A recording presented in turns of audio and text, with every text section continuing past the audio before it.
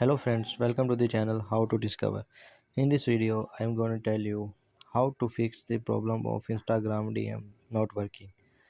For this, you have to open your Instagram app and you have to go to your chat history.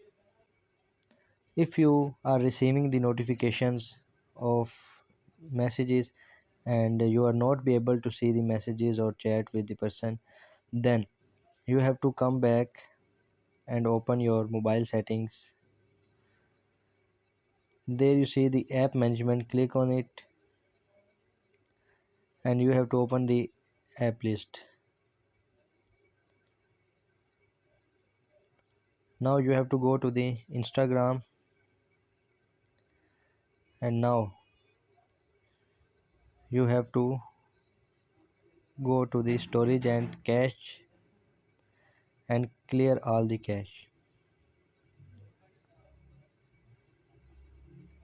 Now you have to come back